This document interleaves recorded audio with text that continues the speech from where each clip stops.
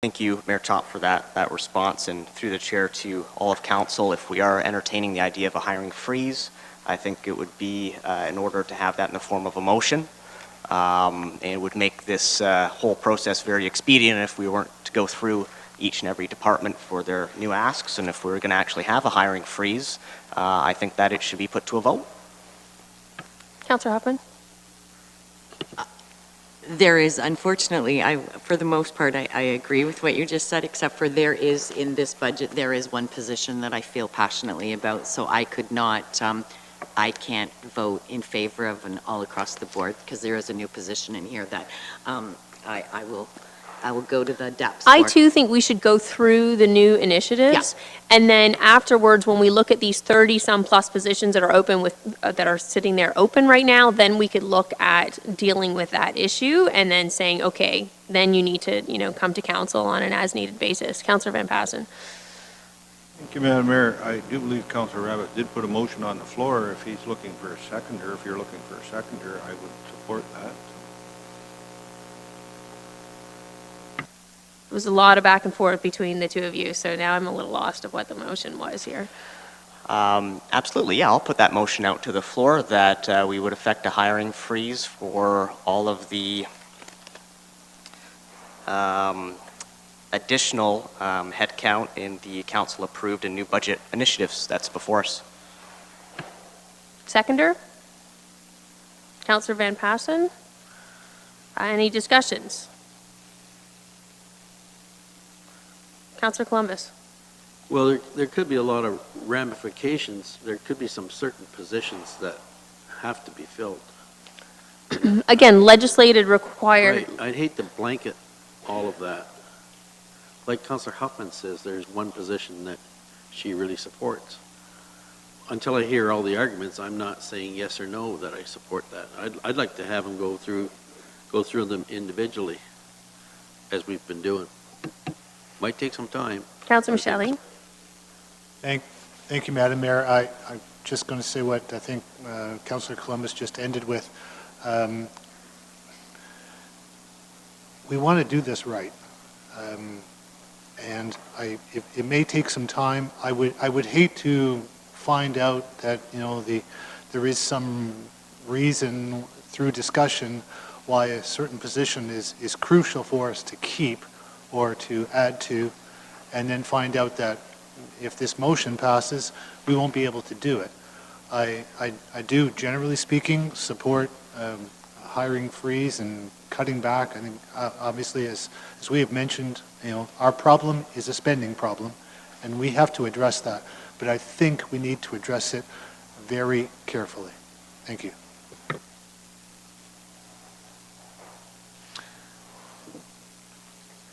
Just to ensure that council and administration know what exactly is on the floor. In the past, what used to happen is council would do a hiring freeze, and that would be given on the idea that council could, that administration could work within the existing staff complement. And I'm not sure if that's exactly what council is discussing, because there's aspects of it that there's current vacancy positions. No, that's not correct. And that council wants to establish something like the city of Brantford has, where they have a subcommittee of council that reviews all current vacancies and determines what existing positions need to be approved for the municipality, which is an option. Everything's an option, but I just want to be clear what council can do whatever you want. It's just to ensure that council and administration both are on the same page, because the motion kind of says right now that council apply a hiring freeze in respect to all additional requests for staff under new budget initiatives. So that's just all that would do is within this portfolio say that none of those new requests are approved. Councillor Huffman? Through you, Mayor, to everyone.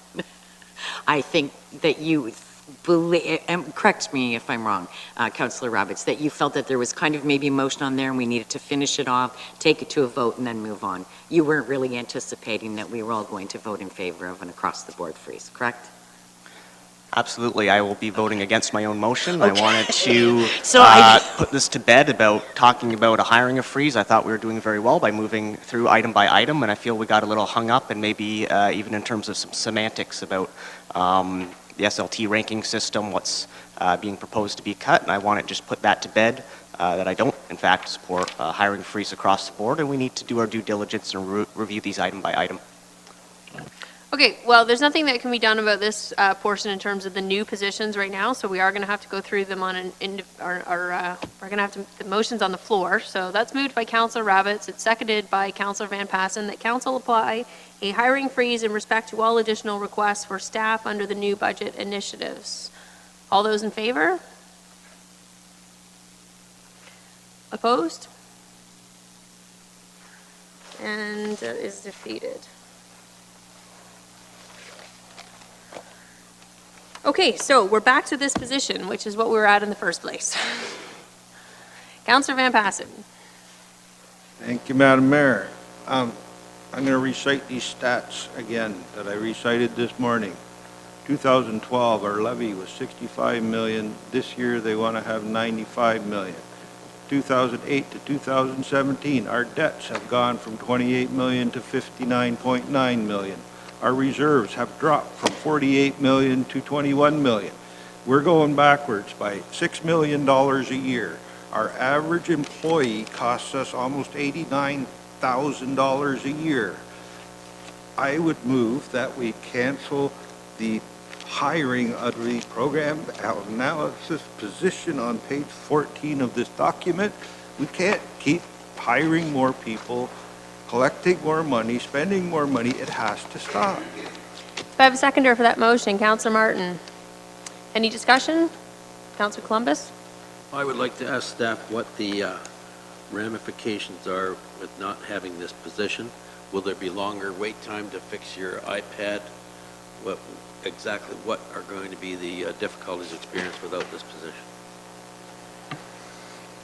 Through the mayor, again, you kind of hit on the head with longer wait times, but it really comes down to workload, managing workload, setting priorities, being able to provide details of information of reports that you provide. So council or management may be asking for details on specific information, and it just takes us longer to provide that information or respond to certain calls. So it's basically our response times and the number of tickets, and it continually grows. We continually have more and more calls, more and more we deal with, and we have to prioritize and work through it, but we can manage. It's just, it takes longer. Councillor Martin? I would like to just speak to Councillor Van Passen's motion that, again, reiterating I support building a strong team here for Norfolk County to move us forward. I just don't think that this is the year to do it, so I would be supporting Councillor Van Passen. Councillor Huffman? Through you, Mayor, to staff. Is there a lot of internal staff training that occurs regarding, the laptops and the cell phones and things like that?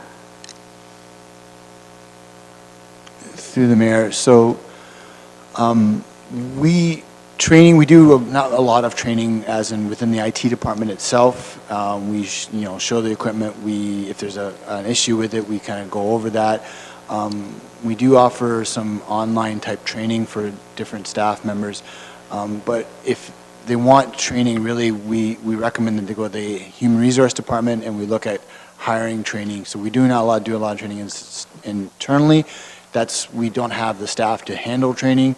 We're just dealing with putting out fires and continually moving things forward. Okay, one of the recommendations going forward is that I would think it prudent that when instead of, and I get that you're kind of, putting out the fires piece, but being proactive is better than being reactive. So whenever there's an opportunity to do any in-house training, any luncheons learns with staff that we have in-house, the more knowledgeable people are when they get their phones and laptops and things, the less problems they'll have down the line, right? And that will leave you guys to the more difficult, serious stuff. So anyways, those are just a couple comments in terms of that I think we need to look at how we can be more reactive to that. Thanks. Sorry, proactive, not reactive. Anything further? Okay, all those in favor of, do we have the motion? All those in favor that the new budget initiative in the amount of 88,300 for a new budget initiative be removed from the 2019 budget?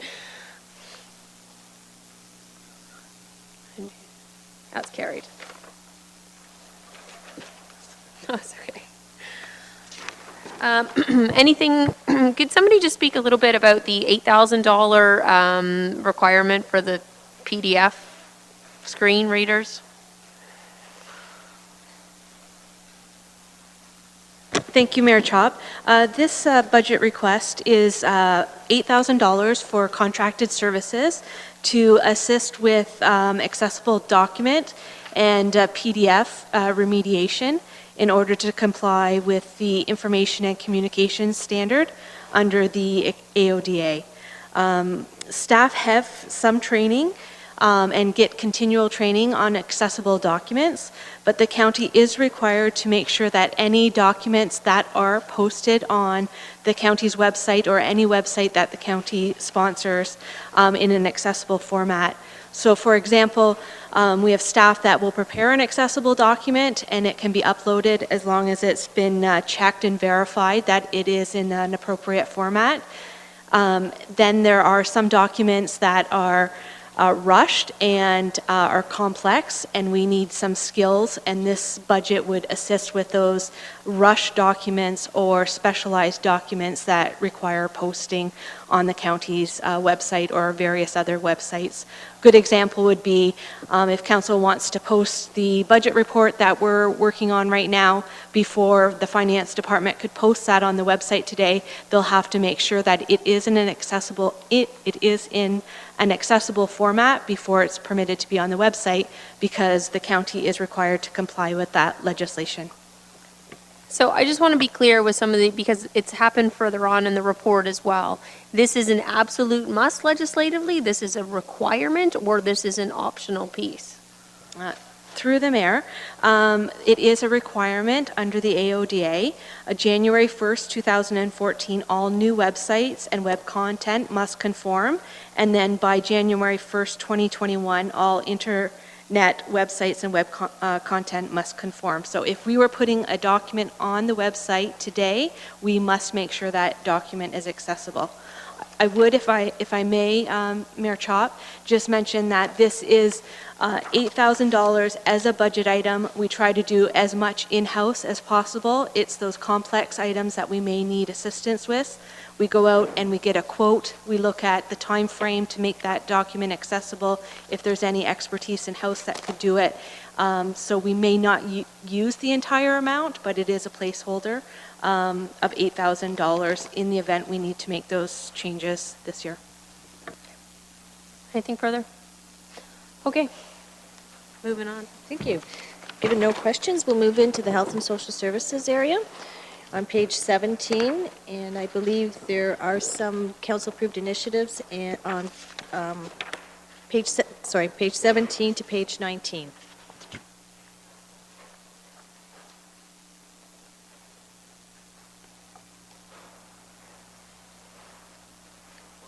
And just maybe for council, just as a note, you'll notice that there's no net levy requirement in relation to any of the CAIs.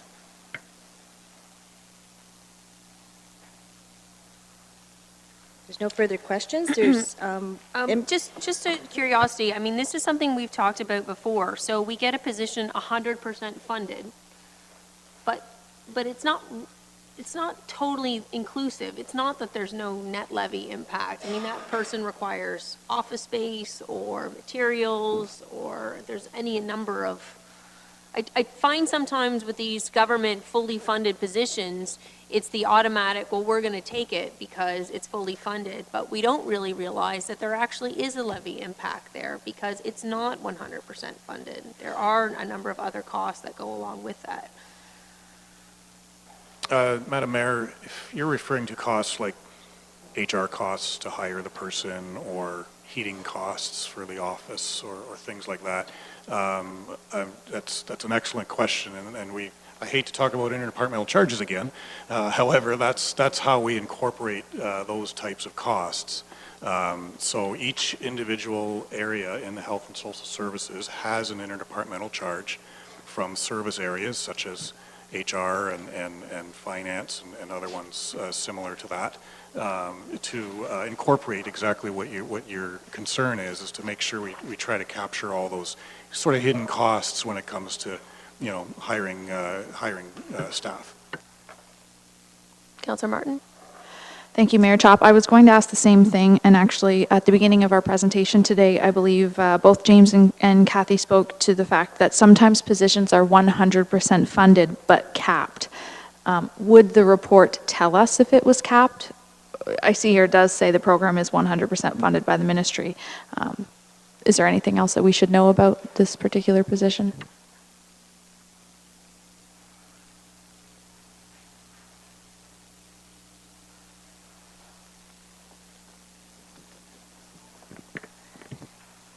Through the mayor to Councillor Martin, depending on which one we're talking about, would make it possibly make a difference. But for example, the child care LHCC funding, there's no FTE complement included in that one at all. The additional funding for the new registered nurse, I believe that's at Norview. And generally, that fund, it's salaries, and they are just probably funding the salaries and benefits for the additional FTEs. Marlene may have more additional information on that one.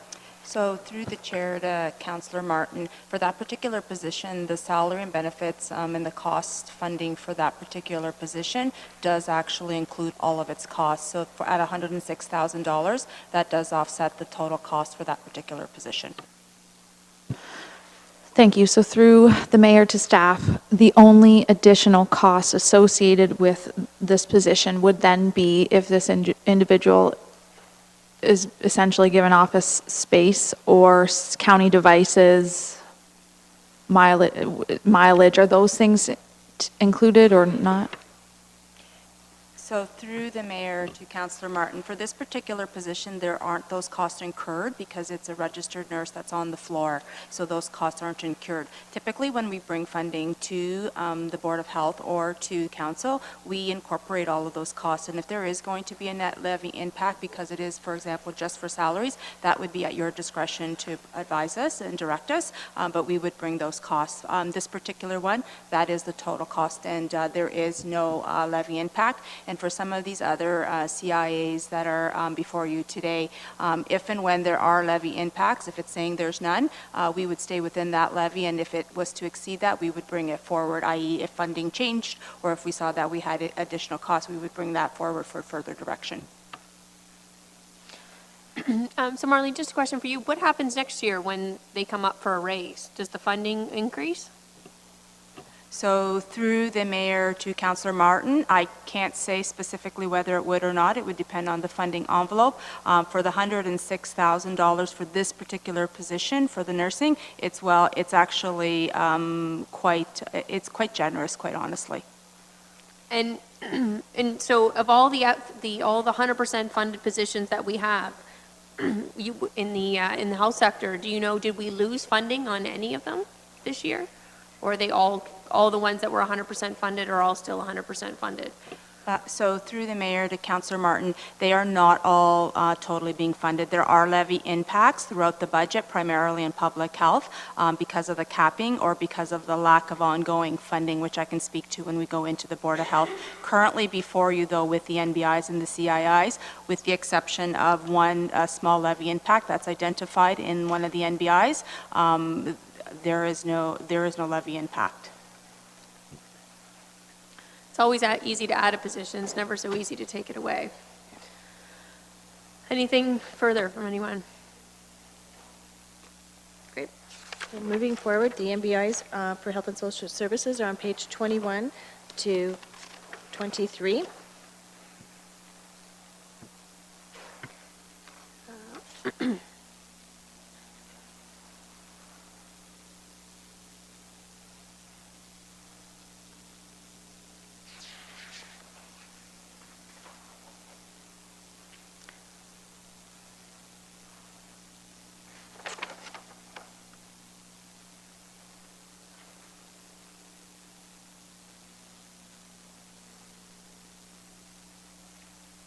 Councilor Van Passen.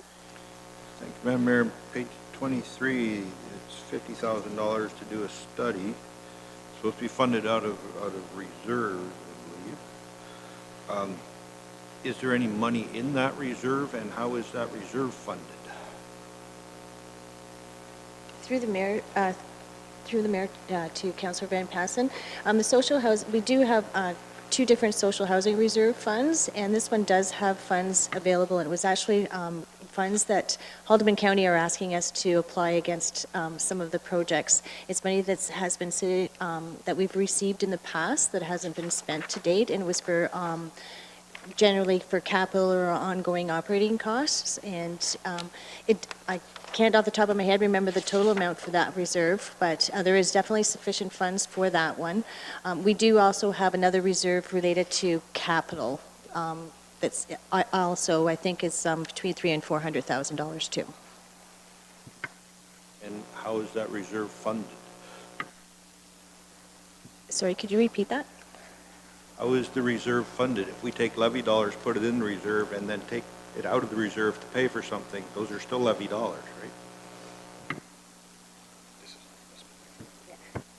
This is a reserve that's been sitting on our books, and the funds haven't been spent. And what eventually will happen with this reserve will be that we'll probably recommend closing it, because the money was provided to us from the province through the downloading of social housing back in 2001 and 2. So we'll eventually close this. We just haven't had anything really to apply the funds against. And Haldeman County, when reviewing the Health and Social Services budgets, requested also that we look at using these funds to offset some of the costs. Councilor Rapids. Thank you, Mayor Chop. Through the chair to staff, follow-up question. What happens to a reserve if we're considering closing it and it has funds in it? Are we able to move those buckets around? Is it, what would happen if we were to not spend that reserve money and we were to close the account?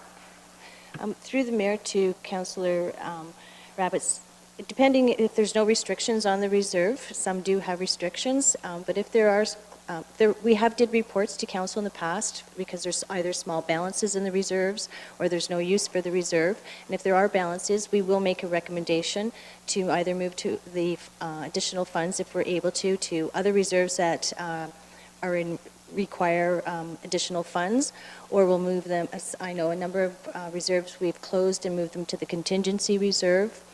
But definitely it is council's choice, and council does approve whether or not we close the reserve.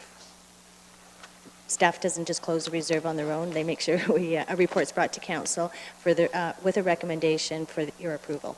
Thank you for that explanation. It does sound like we have an opportunity to potentially do some creative accounting here and replenish a reserve. Councilor Hoffman. Through you, Mayor, to staff, to Marlene. This goes to you, right?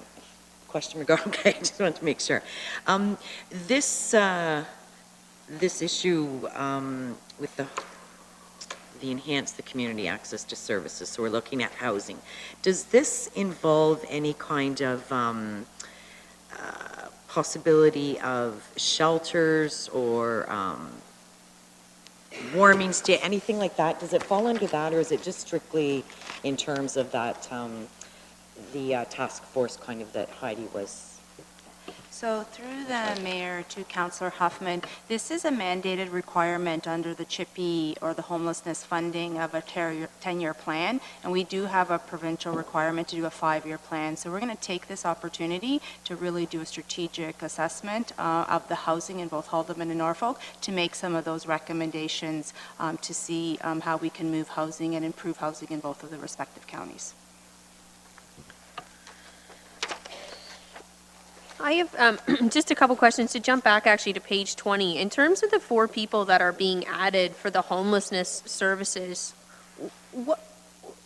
that's salaries, but then what? I mean, we have people that are there. Where are they going? Like, where are the rest of the costs that are associated with that? So to you, Madam Mayor, these were several reports that have come to council over the last year and a half or so after an extensive consultant, an international housing consultant had given recommendations. We'd gone out to RFP a couple of times and were unsuccessful. So we did recommend and we did bring the positions in-house. Everything that is incurred as far as cost for this particular program is 100% levy funding. There are no hidden costs. It's all been calculated. And these staff members have been hired and are currently providing the homelessness services to the municipalities. Okay, and then on page 22, this kind of touches on a little bit with Councillor Van Passen's point. Through the 2017 budget process, Council approved a one-year temporary full-time position with the Social Services and Housing Department to fulfill these positions. Sorry, that was administrative work to complete accounts payable, statistical gathering and reporting, assistance with reports, etc. The position was approved as temporary as the new online payment system Paramount was being implemented, and it was uncertain what impact this new system would have on the need for a finance clerk position within the department.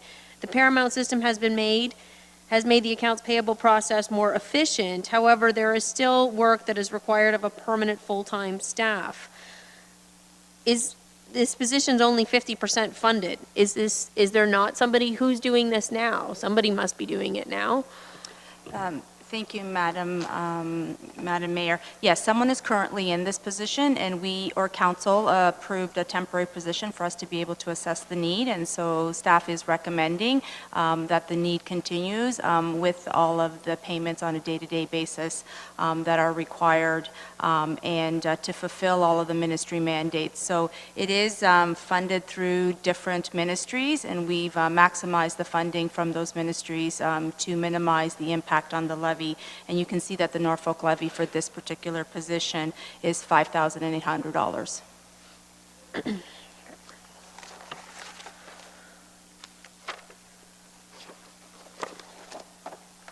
Councillor Van Passen.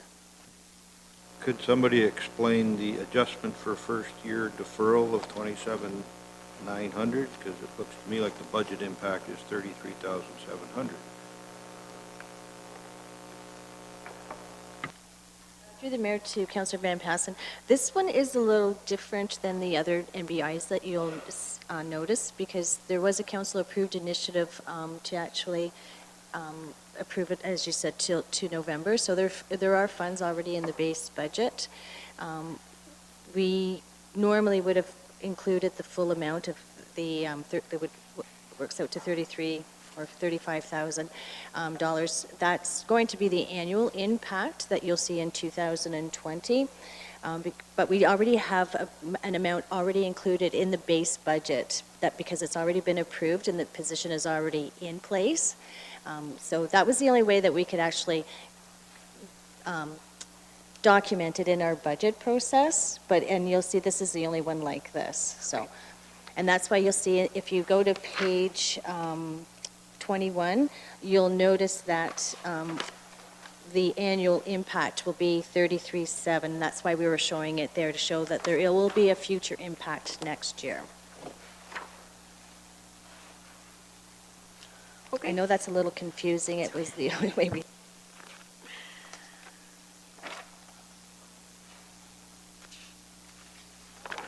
Further questions? We'll move into Development and Cultural Services.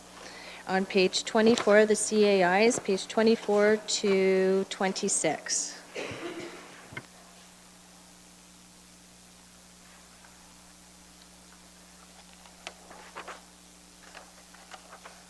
Councillor Columbus, maybe you would like to speak to the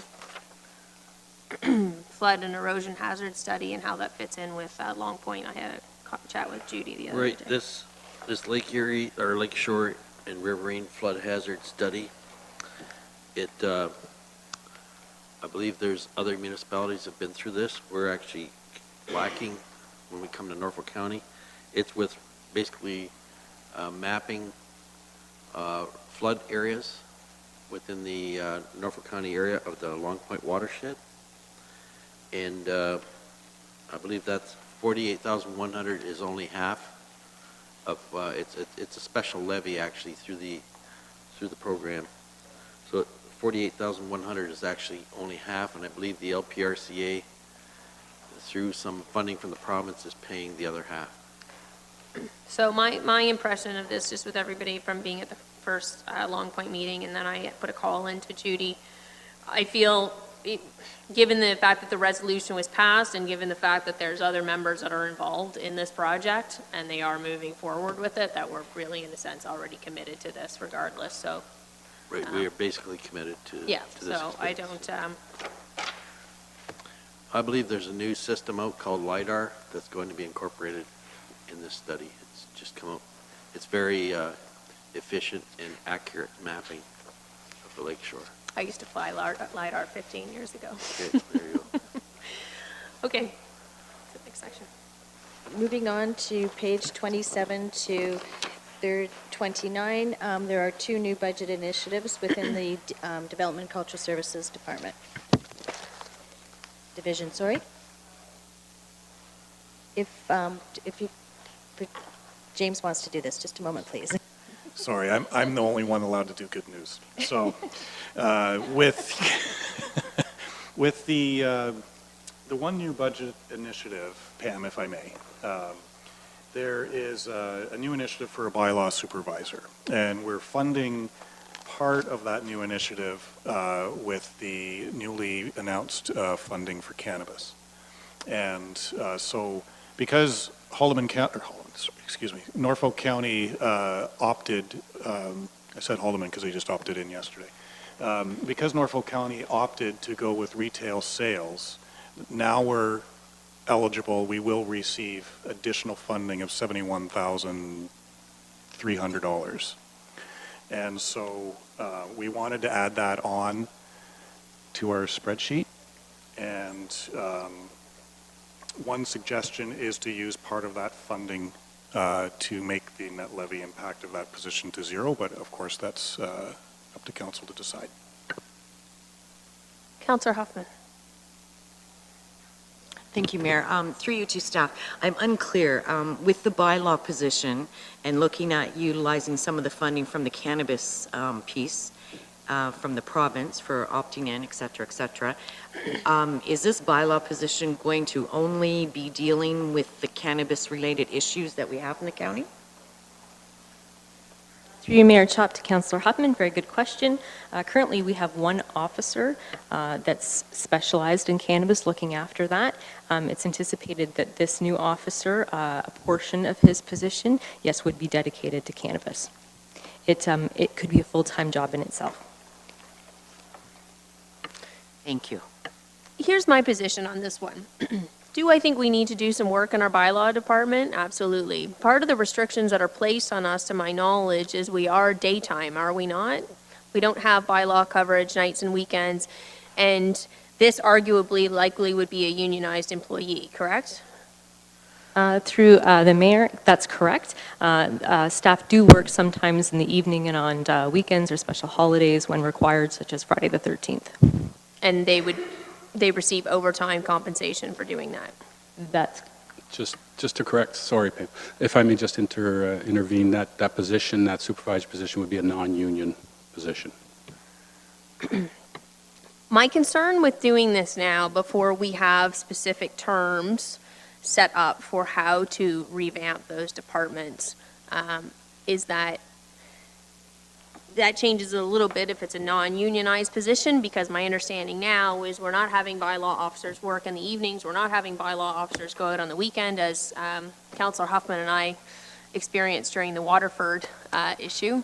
And so I don't know that adding one more person right now into a situation that's already not working is going to help the situation. Councillor Huffman? And I just want to add, actually, you had said it makes a difference with it not being a unionized position. To me, and maybe we're on the same wavelength, I'm getting bogged down with everything, but it seems, it makes much less sense to me that it is a supervisory position, because there's only one other person in that role. And the supervisor, they're not going to be the ones going out, are they? through you, Mayor, to Councillor Huffman. They may do some patrolling on their yes, they may do a portion of that, but the majority of their duties would be to organize, to supervise the existing 5 bylaw officers.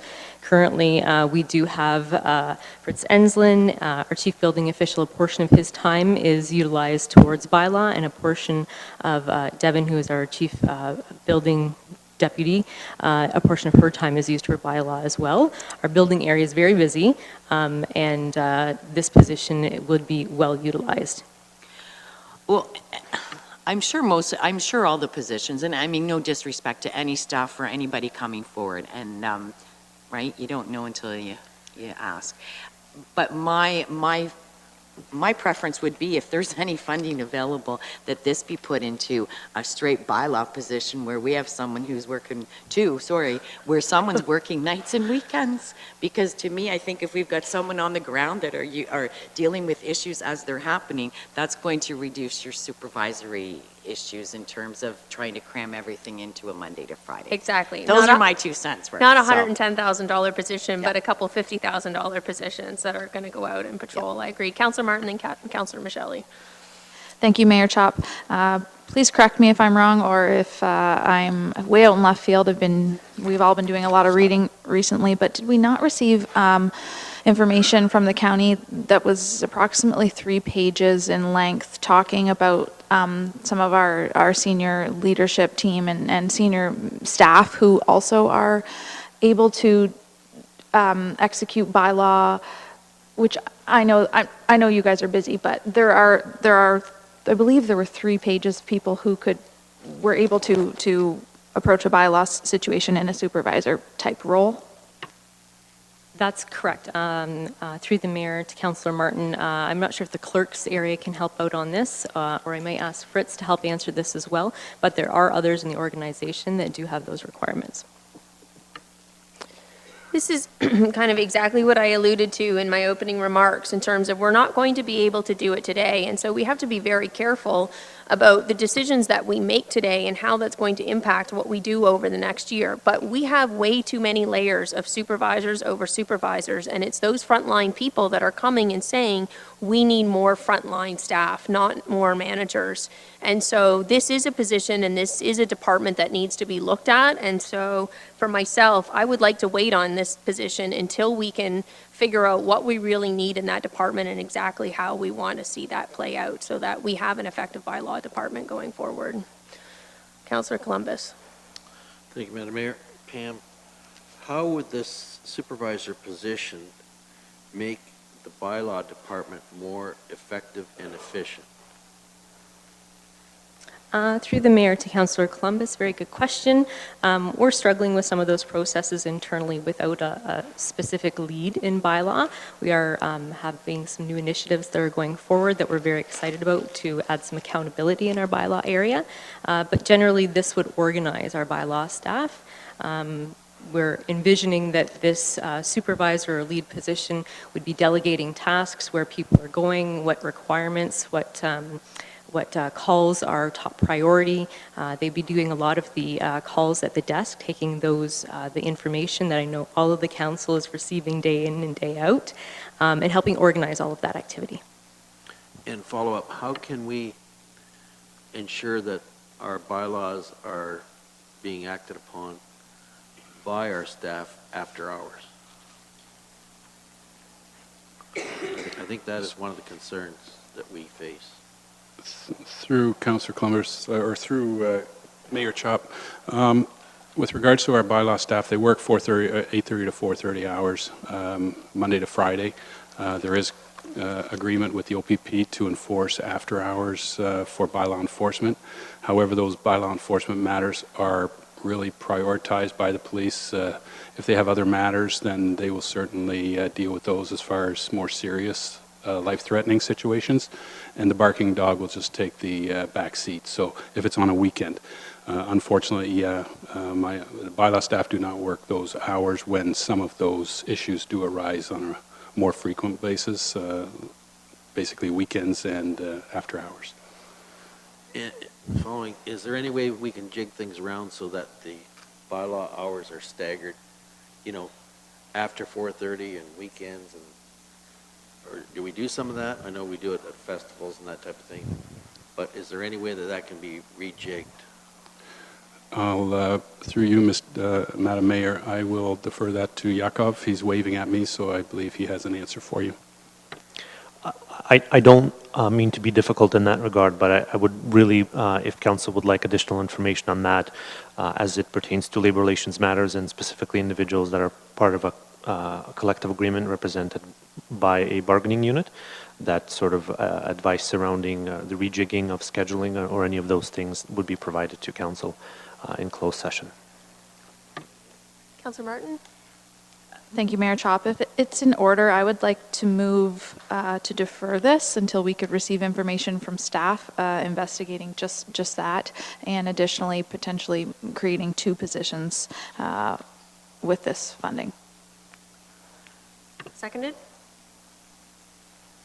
Yes, thank you, Madam Mayor. And also I want to reiterate Councillor Martin's position. And if you recall, we have discussed in some other areas the possible need to have a little closer look at the whole area of bylaw enforcement.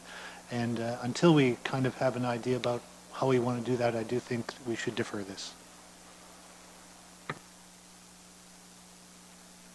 Okay, take a vote on the deferral. All those in favor? That's carried. The next one is the archaeological management plan for $250,000. Could you explain, Pam, a little bit how that is a mandatory requirement under Regulation 54-06? Absolutely. So it is a requirement that's mandated by the province, but I will make this short and sweet for council, as I know your time is valuable. The requirement does not detail when this needs to be done. We have been utilizing existing mapping and information with archaeological studies since before regional days. The mapping is not great, but we deal with what we have. It is not a provincial policy statement requirement or process. The benefit would be for staff to have more of a streamlined information in terms of development moving forward, and it would provide additional information for those resources that are so very important for the county. So when I read the word required under Ontario Regulation 54-06, I pulled up 54-06, and I pulled up the Planning Act and that regulation, and both of them only mention archaeological plans in 2 locations. On that one, it's under Schedule 1. It says information and material to be provided with an application under subsection 5117 of the Act, which is the Subdivision Act. And it goes on to say, basically, it says that if the plan would permit development on lands that contain known archaeological resources or areas of archaeological potential, an archaeological assessment prepared by a person who holds that license is effective with respect to the subject lands issued under Part 7, and a conservation plan for any archaeological resources identified in that assessment. Under the Planning Act, now when you relate that back, it basically just says that the municipality is empowered under the legislature to carry out their responsibilities with regards to archaeological resources, and then under section 3.3 it goes on to say that that we may prohibit any use of land erecting, locating, or using any classes of buildings or structures on land that is the site of a significant archaeological resource. So I've made a number of phone calls, and typically this is a cost that if a developer was going into a piece of property and it was discovered that there were some sort of archaeological significance to it, that it would be a cost that would be borne by the developer to go and do this. Now, do I understand that some large, Toronto has gone out and has a study, and some large cities have this? For me, I think that for the taxpayers to expend something that really should be borne by a developer if they want to put in a subdivision of $250,000 is extraordinary, and that it is not a requirement under legislation, Ontario Regulation 54-06. Councillor Van Passen. Do I have a seconder? Councillor Martin, any discussion? Thank you, Madam Mayor. So just to be clear about what this motion is, we are suggesting that the AMP will be a requirement that developers must meet before they can proceed, and they will bear the cost of that. It would only be a concern or a cost that they would have to bear if there was some issue of known archaeological significance on a particular piece of property. I think that's pretty rare around here, you know? I don't know how many, and most people, again, goes to my point, they want to protect it. So in this situation, if the planning department discovered that on a particular property there was some issue, they could say, okay, you need to go and get this study for us, or you need to show us how you're going to protect this particular area of archaeological significance. Madam Mayor, secondly,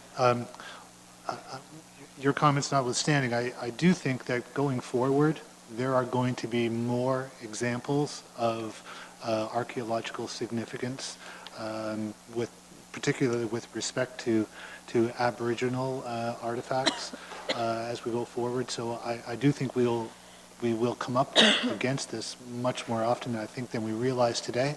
But as long as it is a requirement that developers do meet this requirement before they proceed, I think we could take it out. Any further discussion? Councillor Columbus. I'd like to ask Pam, if we take this out, what are the hiccups that we will experience along the way, being that this is on the Ontario Heritage Act? This isn't mandated or anything, or? Through the mayor to Councillor Columbus, you are correct. Mayor Chop is correct in what she has outlined. This won't provide any hiccups moving forward. The developer will still be required to do it when it's necessary, and again, we'll utilize existing mapping that we have. Any further discussion? All those in favor? Carried.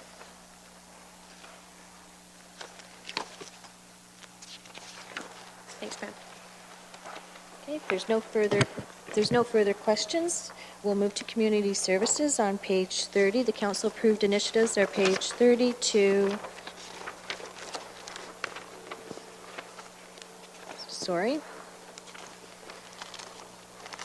page 36.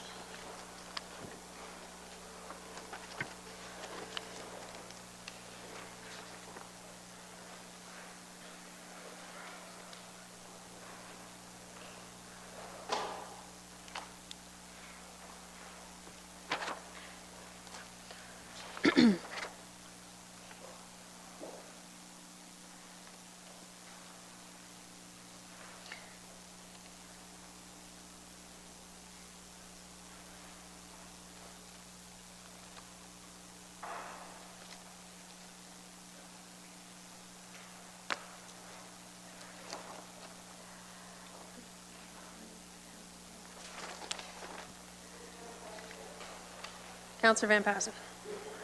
Thank you, Madam Mayor. On page 31, the Ride Norfolk proposal, we were supposed to get a grant from the feds, and I thought that that didn't happen. So is that one still on the table, or?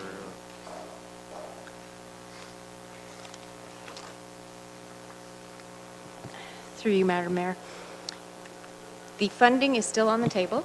We did get notification in April of 2018, but with the changeover in the provincial government, the announcements have been on hold. We did receive notification last week saying that it is still there on the table, and they're hoping to get back to us within the next couple of months. Thank you.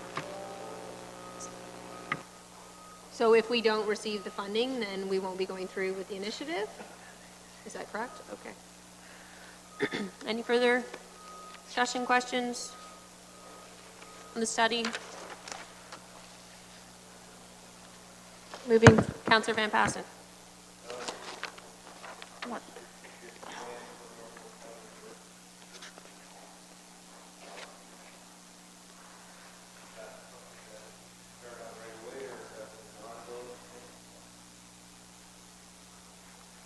Through the mayor to the councillor.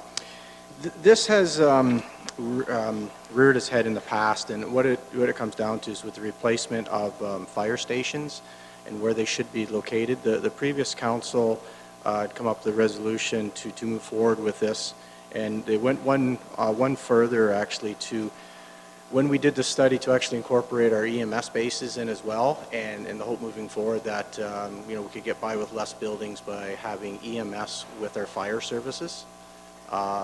Staff are obviously supportive of this because what this does is give us a master plan moving forward. This study would take into all sort of things as population growth, you know, where we may need a fire hall in the future, where we may not need a fire hall, and it just gives us same as for our paramedic services, gives us a guide for future growth and where we need to be to better meet the needs of our community, as well as keep with every regulation that fire and EMS are governed by. Councillor Huffman? Through you, Mayor, to staff. Actually, this is a good question because I don't know if I've missed this in the past or not. So you might be the best one to answer this. Did anything ever get resolved in regards to the paramedic space and the fire hall in Waterford? Is that still a work in process? Yes. Through the mayor, I can answer that, and both chiefs are more than welcome to jump in. Yeah, it has been a longer process than I think anybody had thought it would be. There is going to be a building go on the north side of the fire hall for the paramedics, and I may look at our public work folks, but the last I heard, the final draft plan for planning and site control are being circulated, and once comments are back, this project will move ahead in the very near future. Okay. Was that presented to council, previous council? Through the mayor to the councillor.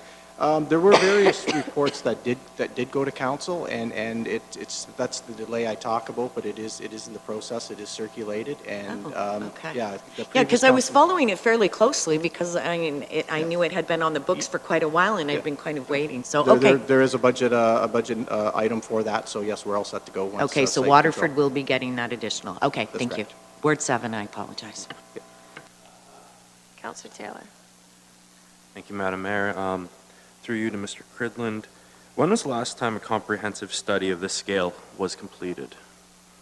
Through the mayor to the councillor. I will start, and again, I'll look over. Yes, my answer is right. Never was. When we became Norfolk County 2001, obviously, probably, you know, the easiest and best solution, that was time to keep the existing halls where they were. And we have functioned to this point at that. But as Norfolk County grows, and obviously we see the east side of Dover expanding with, you know, more population, that sort of thing. That's where these studies are real good. I call them a growth tool to have in there, that a guide to go by and give you some guidance on moving forward. And a further question, are we seeing particular trends in response times declining in that particular area, or is this getting ahead of that? To the mayor to the councillor. I think this is being proactive. I think staff and the previous council decided that we're probably on the verge. Obviously, you'll see through the budget process that responses for both fire and EMS are increasing. You know, paramedic services, especially with the new drugs on the street and things like that, as our populations age, we get more calls, that sort of thing. So yeah, the trend is higher call volumes for both services. Would there be any harm in delaying this a year? To the chair. The only harm in delaying it is, I don't have my capital book in front of me, but I believe it is 2020. We're looking at a new station 10 in St. Williams. And there are also, I'm sorry, I think Cortland comes first, St. Williams shortly after. I believe Station 1 for the fire is there as well, coming up in the next couple of years. And as far as the EMS side, they're busting at the seams there. So I believe it is next year that there's money or a budget item in the budget for a new station in Simcoe. So the timing of this is crucial, we believe, right now, to give us direction on the 3 fire halls and as well as the 1 EMS station that's coming up. Here's my issue with this. I believe that we have a staff member that should be able to do this type of work. This is a consultant fee. Every single one of you spoke during the campaign that we were going to start eliminating outside consultants and empowering our people in-house. And for doing this type of project, I don't see why we don't have a Norfolk County staff member that couldn't be able to do this. This is exactly the thing we all ran on. Councillor Huffman. Well, I just want to add, like, I mean, when you're gathering all the information and hearing it, and then all of a sudden it dawned on me that There's only so many places a new fire hall or something can go in Norfolk County. It's like the options are fairly limited. Our boundaries aren't going to change at this point in time. So to me, no, it wouldn't be something that I would support in terms of it being a consultation piece. Is that I think that we would be able to all put our heads together and come up with an appropriate and spot for any of these service locations. Councillor Taylor? Would staff like to respond to that, or do we have the expertise in-house? Through the mayor. My response, and again, I'll look at the two chiefs, or can step in if they want. It's a resource thing. Obviously, everybody we have now have a job positions to do daily, so this would be in addition to the work. There also, there's the whole side of, and when you do a study like this, sometimes a fresh set of eyes from the outside that do standards across Ontario are able to look at trends, that sort of thing, which we wouldn't necessarily have in there. There could also, a positive side of this, and I say positive depending on how you look at it. The study may say that maybe we don't need 11 fire stations. Maybe we need 9, which is a savings. And I'm not saying that because I want to get rid of any fire halls, but we won't have, we have to flesh that out. So the study brings a lot of outside influence, different set of eyes, standards across Ontario, and brings that to Norfolk County. That's about the best I can answer with that. Councillor Martin? Again, I'm going to be a bit of a broken record today. In general, this sounds fabulous, and I would like to support it. I just am not sold that this is the year to do it, and so I would look to my fellow council members to build on this, but I would like to put a motion forward to have our staff internally investigate this and remove this from the budget. A seconder? Councillor Rabbits? Any further discussion? Councillor Columbus? Well, my experience over 32 years is you can have all the studies you want, but it comes down to a political decision to close a fire hall or do something like that, because you don't ever want to get the fire departments upset. Councillor Rabbits? Thank you, Mayor Chop.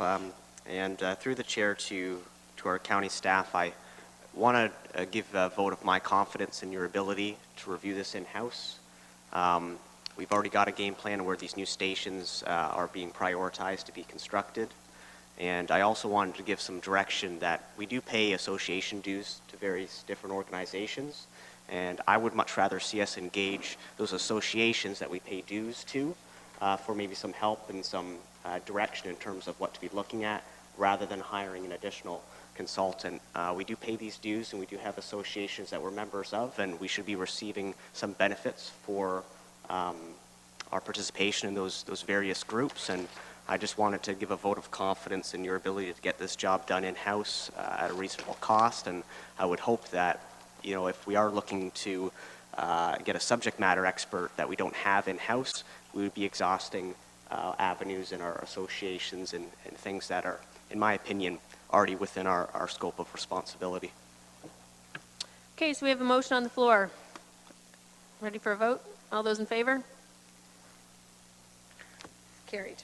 The next one I would like to touch on is on page 36, staffing review and restructure of Norfolk County marinas. Again, speaks to what I was talking about in the opening remarks with regards to one manager reporting to another manager, reporting to another manager. Perhaps there are options to look at to find some efficiencies between the two marinas, but I don't see efficiencies when we're adding a $63,000 net levy impact to the marinas that are supposed to be operating on their own and paying for themselves. So I'm confused. Councillor Martin?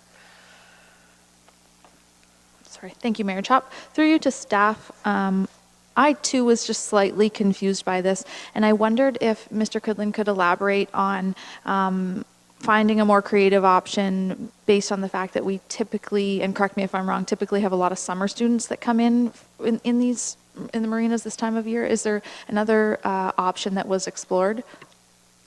Through the mayor of the council, yes. Probably I can give a little background. When I stepped into this position, the focus was on the Port Dover Marina, and I believe at that time there were 15 students basically running the show with one FTE, which was our marina manager. So what the 63,000 consisted of was we hired another part-time marina ops coordinator, which, you know, the hours in the marina are 7 days a week, sometimes 14 hours a day. So we had marina manager burnout. I mean, there were tons of hours worked, which is not good to health and safety wise, MOL, anything.